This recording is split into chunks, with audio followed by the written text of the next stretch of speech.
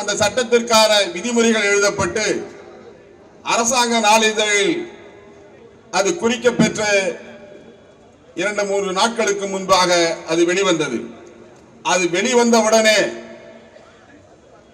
அதை எதிர்த்து போராடுகிற இயக்கமாக, அதை கண்டிக்கிற இயக்கமாக, அது எந்த நேரத்தில் அது இங்கே கொண்டு வரப்பட்டிருக்கிறது, நடைமுறைப்படுத்துவதற்கு கொண்டு வரப்பட்டிருக்கிறது என்பதை புரிந்து கொண்டு அதை கண்டிக்கிற முதல் தலைவர் நம்முடைய தலைவர் அவர்கள்தான். இன்றைக்கு தமிழ்நாடு முழுவதும் கண்டன ஆர்ப்பாட்டம் நடைபெற்றுக் கொண்டிருக்கிறது. இந்த குடியுரிமை திருத்த சட்டம், அதற்கு முன் அது குடியுரிமை சட்டம் 1955 சட்டம். இந்தியாவிலே இருக்கக்கூடியவர்களுக்கான வாழ்வதற்கான உரிமை, இங்கே குடியிருப்பதற்கான உரிமையை உறுதி செய்வதுதான் குடியுரிமை சட்டம். அந்த குடியுரிமை சட்டத்தை திருத்தம் செய்து மோடி அரசு இந்த நாட்டினுடைய மதசார்பின்மையை சீர்குலைக்கிற வகையிலே, இந்த நாட்டினுடைய அரசியலமைப்பு சட்டத்துக்கு எதிராக அந்த சட்டத்தை 2019 குடியுரிமை திருத்த சட்டத்தை, CAA எனப்படும் இந்த சட்டத்தை கொண்டு வந்தார்கள். 4-5 ஆண்டுகள் அவர்கள் இந்த சட்டத்தை நிறைவேற்றிய போதும், நாடாளுமன்றத்திலே நிறைவேற்றிய போதும் கூட இதற்கான விதிமுறைகள் வகுக்கப்படாமல் இருந்தது. ஆனால் 10ஆம் தேதி, இந்த மாதம் 10ஆம் தேதி மார்ச் 10 அன்று இந்தியாவிலே மிகப்பெரிய ஒரு பூகம்பம் வெடிக்கக்கூடிய அளவிற்கு இந்திய அரசியலுடைய திசை வழியை திருப்புகின்ற வகையிலே மோடி அரசினுடைய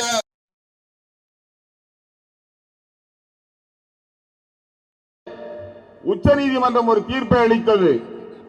என்ன தீர்ப்பு என்று சொன்னால், தேர்தல் பத்திரங்கள் திட்டம் என்பது இருக்கிறது. அதாவது எலக்டோரல் பாண்ட்ஸ். அரசியல் கட்சிகளுக்கு நன்கொடையை யார் வேண்டுமானாலும் வழங்கலாம், கம்பெனிகள் வழங்கலாம், தனியார்கள் வழங்கலாம். அப்படி 2018 தேர்தல் பத்திரம் என்கிற இந்த திட்டத்தை மோடி அரசு கொண்டு வந்தது. அந்த திட்டத்தின்படி யார் வேண்டுமானாலும் எந்த கட்சிக்கோ எலக்டோரல் பாண்ட்ஸ் அந்த பத்திரத்தை தர முடியும். அதாவது அந்த பத்திரம் எங்கிருந்து பெறப்பட வேண்டும் என்று சொன்னால், ஸ்டேட் பேங்க் ஆஃப் இந்தியாவில் இருந்து பெறப்படும். ஸ்டேட் பேங்க் மட்டும்தான் அது அளிக்கும். அதிலும் குறிப்பாக டெல்லி, மும்பை, கல்கத்தா, சென்னை இந்த 4 மாநகரங்களில் இருக்கக்கூடிய 29 கிளைகளில் மட்டும்தான் அந்த தேர்தல் பத்திரங்கள் வழங்கப்படும். அப்படி 1300க்கும் மேலான கம்பெனிகளும் தனிநபர்களும் இந்த பத்திரத்திலே 2018 இருந்து இந்த 2024 பிப்ரவரி 15ஆம் தேதி வரை ஏறத்தாழ 10,000க்கும் மேற்பட்ட பணத்தை எலக்டோரல் பாண்ட்ஸாக வழங்கியிருக்கிறது. அதிலே குறிப்பாக பிஜேபிக்கு 6,000க்கும் அதிகமான கோடிகளை எலக்டோரல் பாண்ட்ஸ் மூலம் பெற்றிருக்கிறார்கள். ஆர்டிஐ சட்டத்தின் மூலமாக பெறப்பட்ட தகவல்களின்படி 6,000 கோடிகளுக்கு மேல் அந்த பிஜேபி மோடி அரசு 6,000 கோடிகளை பெற்றிருக்கிறது. இதிலே சுப்ரீம் கோர்ட் என்ன சொன்னது என்று சொன்னால், தீர்ப்பு என்ன சொன்னது என்று சொன்னால், கடந்த பிப்ரவரி 15ஆம் தேதி அளித்த அந்த தீர்ப்பு என்பது ஒரு வரலாற்று முக்கியத்துவம் வாய்ந்த தீர்ப்பு. அந்த தீர்ப்பிலே மோடி அரசு கொண்டு வந்த இந்த எலக்டோரல் பாண்ட் என்கிற இந்த தேர்தல் பத்திர திட்டம் அரசியலமைப்பு சட்டத்துக்கு எதிரானது, இது வெளிப்படை தன்மை இல்லாதது. ஆகவே இந்த திட்டத்தை ரத்து செய்கிறோம் என்று உச்சநீதிமன்றம் அறிவித்தது. அதோடு மட்டும் நிற்காமல் ஸ்டேட் பேங்க் ஆஃப் இந்தியா இன்னும் மார்ச் 12ஆம் தேதிக்குள் எலெக்ஷன் கமிஷனுக்கு இதை அளிக்க வேண்டும். எலெக்ஷன் கமிஷன், தேர்தல் ஆணையம் யாரெல்லாம் இந்த எலக்டோரல் பாண்ட் கொடுத்தார்கள், எந்த கட்சிக்கு கொடுத்தார்கள் என்கிற விவரத்தை அந்த தேர்தல் ஆணையத்தினுடைய இணையதளத்திலே வெளியிட வேண்டும் என்று உத்தரவை நீதிமன்றம் அளித்தது. ஆனால் அதை தடுக்கிற வகையில் ஸ்டேட் பேங்க் ஆஃப் இந்தியா இன்னும் எங்களுக்கு நாட்கள் வேண்டும், அவகாசம் வேண்டும் என்று மனு செய்தது. அந்த மனுவை விசாரித்த போது கடந்த மார்ச் 10ஆம் தேதி அன்றுதான் சுப்ரீம் கோர்ட் இன்னொரு தீர்ப்பை சொன்னது. Supreme Court State Bank of India 26 நாட்களாக என்ன செய்தது? கடந்த 26 நாட்களுக்கு முன்பாக சுப்ரீம் கோர்ட்டுடைய உத்தரவு தீர்ப்பு இருந்தது. அதை ஏன் இன்னும் பப்ளிஷ் செய்யவில்லை? யார் எலக்டோரல் பாண்ட் வாங்கியிருக்கிறார்கள் என்பதை ஏன் இன்னும் வெளியிடவில்லை என்று கேள்வி எழுப்பியது. அதோடு மட்டும் நிற்காமல் பிப்ரவரி இந்த மாதம் மார்ச் 15 இன்றைக்குள்ளாக அதை வெளியிட வேண்டும், இணையதளத்திலே எலெக்ஷன் கமிஷனுடைய இணையதளத்தில் அதை வெளியிட வேண்டும் என்று அங்கே உத்தரவு போட்டார்கள். அந்த உத்தரவுக்கு படி ஸ்டேட் பேங்க் ஆஃப் இந்தியா நேற்றைக்கு மாலை இந்த எலக்டோரல் பாண்ட்ஸ் எல்லாம் யார் யார் வாங்கி இருக்கிறார்கள், எந்தெந்த கட்சி அந்த எலக்டோரல் பாண்ட்ஸை என்கேஷ் செய்திருக்கிறார்கள் என்கிற விவரத்தை அவர்கள் அளித்திருக்கிறார்கள். அதிலே 2018 2024 வரை அந்த எலக்டோரல் பாண்ட்ஸ் யார் யார் வாங்கி இருக்கிறார்கள், அது யார் யாருக்கு எந்தெந்த கட்சி வாங்கி இருக்கிறார்கள், எந்த கம்பெனி அந்த எலக்டோரல் பாண்ட்ஸை வாங்கி இருக்கிறார்கள் என்கிற விவரத்தை வெளியிட்டிருக்கிறார்கள். அதில் இன்னும் ஒரு குறிப்பானது என்னவென்று சொன்னால், இன்னும் கூட ஸ்டேட் பேங்க் ஆஃப் இந்தியா 2018 2019 வரை இருக்கக்கூடிய அந்த விவரங்களை இன்னும் வெளியிடவில்லை. அதாவது 2500 கோடி ரூபாய்க்கான விவரங்களை இன்னும் வெளியிடவில்லை. ஏறத்தாழ 2000 என்ட்ரிகள் அது மிஸ்ஸிங் ஆக இருக்கிறது. ஆனால் 2019க்கு பிறகு வெளியிட்டிருக்கக்கூடிய அந்த எலக்டோரல் பாண்ட்ஸ் விவரங்களை பார்க்கிற போது என்ன தோன்றுகிறது என்று சொன்னால், அவர்கள் எப்படியெல்லாம் இதை கையாண்டிருக்கிறார்கள் என்று சொன்னால், இந்த மோடி அரசு எப்படி ஊழல் செய்திருக்கிறது, திட்டமிட்டு ஊழல் செய்திருக்கிறது என்பதை அதில் நாம் புரிந்து கொள்ள முடியும். அவர்கள் என்ன வகையில் அதை அந்த பணத்தை பெற்றிருக்கிறார்கள் என்பதற்கு சில உதாரணங்கள். முதலாவதாக, பணத்தை கொடுப்பது 100 கோடி ரூபாய் பணத்தை கொடுத்தால் அவர்கள் பிஜேபி அரசாங்கம் அவர்களுக்கு டெண்டரை தரும், கான்ட்ராக்டை தரும், 10,000 கோடி ரூபாய்க்கான கான்ட்ராக்டை தரும். இது முதல் வகையான ஒரு வழிமுறையாக அவர்கள் பயன்படுத்தி இருக்கிறார்கள். இரண்டாவதாக, இடியும் ஐடி சிபிஐ இந்த 3 நிறுவனங்களையும் அனுப்பி ரைட் செய்வார்கள். ரைட் செய்த பிறகு அந்த ரைட் செய்த கம்பெனிகள் அடுத்த மாதம் அதற்கு அடுத்த மாதம் அவர்கள் எலக்டோரல் பாண்ட்ஸை எடுத்து பிஜேபிக்கு கொடுத்திருக்கிறார்கள். இது எல்லாம் வெட்ட வெளிச்சமாக இருக்கிறது.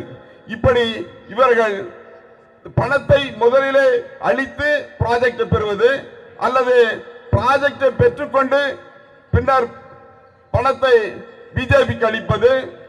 அது மட்டுமல்லாமல் இப்படி சிபிஐ இடி போன்ற ரைடுகளின் மூலமாக மிரட்டி, அந்த நிறுவனங்களை மிரட்டி, அந்த கம்பெனிகளை மிரட்டி நன்கொடைகளை பெறுவது என்பதுதான் பிஜேபியினுடைய திட்டமாக செயல்முறையாக இருந்திருக்கிறது. ஆகவே இந்த பணத்தை எல்லாம் வாங்கி என்ன செய்தது பிஜேபி அரசு, மோடி அரசு? இந்த பணத்தை எல்லாம் வாங்கி என்ன செய்தது என்று சொன்னால், ஆட்சிகளை கழிப்பது, எம்எல்ஏக்களை விலைக்கு வாங்குவது, எம்பிக்களை விலைக்கு வாங்குவது. மத்திய பிரதேசத்திலே, மகாராஷ்டிராவிலே, இன்னும் பல மாநிலங்களிலே அப்படி எம்எல்ஏக்களை விலைக்கு வாங்கினார்கள், எம்பிக்களை விலைக்கு வாங்கினார்கள், ஆட்சியை கவிழ்த்தார்கள் இந்த பணத்தின் மூலமாக. வேற என்ன செய்தார்கள்? பாலிவுட்டிலே சினிமா எடுத்தார்கள். பாலிவுட்டிலே 500 கோடி 1000 கோடி என்று பணத்தை கொட்டி சினிமாவை எடுத்திருக்கிறார்கள். வேற என்ன செய்தார்கள்? மீடியாக்களை எல்லாம் தங்களுக்கான மீடியாக்களாக வளைத்து போட்டு அதை வாங்கிக் கொள்வது. எதற்காக மீடியாக்களை வாங்கிக் கொள்வது? தங்களுடைய ஊதுகுழலாக அந்த மீடியாக்கள் இருக்க வேண்டும் என்பதற்காக அந்த பணத்தை ஊழல் பணத்தின் மூலமாக, பெற்ற பணத்தின் மூலமாக ஊடகங்களை விலைக்கு வாங்கி இருக்கிறார்கள். அது மட்டுமல்ல, இவர்கள் இந்த பணத்தை bureaucrats, IAS officers, IPS officers, நீதித்துறையை சார்ந்தவர்களுக்கு, இன்னும் இருப்பவர்களுக்கெல்லாம் பணத்தை கொடுத்து தங்கள் பக்கம் இழுத்திருக்கிறார்கள். அதற்கும் இந்த பணம் ஊழல் பணம் செலவு செய்திருக்கிறார்கள். அதை காட்டிலும் மோடி அரசு எப்பொழுதெல்லாம் மாநாடுகள் நடத்துகிறதோ, எப்பொழுதெல்லாம் மக்களை திரட்டுகிறார்களோ, எப்பொழுதெல்லாம் ரோட் ஷோ செய்கிறார்களோ, அப்பொழுதெல்லாம் அந்த பணத்தை தான் அவர்கள் செலவு செய்திருக்கிறார்கள். இப்படி இந்த பணம் ஊழல் பணத்தின் மூலமாகத்தான் மோடி அரசு இப்படிப்பட்ட நடவடிக்கைகளை செய்து வருகிறது. ஆகவே இந்த திட்டம் வெளிவந்த பிறகு, இந்த குற்றச்சாட்டு வெளியே வந்த பிறகு, இந்த ஊழல் அம்பலமான பிறகு, அம்பலமாகிவிடும் என்கிற எண்ணத்தில் தான் மார்ச் 10 அந்த தீர்ப்பு வெளிவந்த அந்த நாளிலே மோடி இன்றைக்கு தொலைக்காட்சியிலே பேசப் போகிறார். மோடி இன்றைக்கு தொலைக்காட்சியில் பேசப் போகிறார் என்று விளம்பரம் செய்தார்கள். அன்றைய மாலையில் தான் சிஏஏ சட்டம் நடைமுறைக்கு வருகிறது என்று அறிவித்தார்கள். சிஏஏ சட்டம் ஏன் நடைமுறைக்கு வருகிறது என்று இந்த நேரத்திலே ரம்ஜான் துவங்குகிற முதல் நாளிலே எலெக்ஷன் அறிவிக்க இருக்கிற இன்னும் 10 நாட்கள் இடைவெளி இருக்கிற போது ஏன் இதை அவர்கள் அறிவித்தார்கள் என்று சொன்னால் மக்களை திசை திருப்புவதற்காக. ஒட்டுமொத்தமாக ஊழல்வாதி மோடி, ஊழல் கட்சி மோடி கட்சியான பிஜேபி கட்சி என்று அம்பலமாக போகிறது என்பதை திசை திருப்புவதற்காக அவர்கள் இந்த சிஏஏ சட்டத்தை இப்போது கொண்டு வந்திருக்கிறார்கள். இந்த சிஏஏ சட்டம் அரசியலமைப்பு சட்டத்துக்கு எதிரானது, மத சார்பின்மைக்கு எதிரானது, ஒட்டுமொத்த மக்களுடைய ஒற்றுமைக்கு எதிரானது. இந்த நாட்டை கூறு போடுவதற்கான ஒரு சட்டம் தான் குடியுரிமை சட்டம். இது இஸ்லாமியர்களுக்கு மட்டும் எதிரான சட்டம் இல்லை. வருங்காலத்திலே இந்த சட்டம் இங்கே திட்டமிட்டு நடைமுறைப்படுத்துமானால் இங்க இருக்கக்கூடிய தலித்துகள் பாதிக்கப்படுவார்கள். ஆகவே இந்த குடியுரிமை திருத்த சட்டத்தை திரும்ப பெற வேண்டும் என்று சொல்லி இந்த வாய்ப்பு அளித்ததற்காக நன்றி தெரிவித்து நிறைவு செய்கிறேன். நன்றி, வணக்கம்.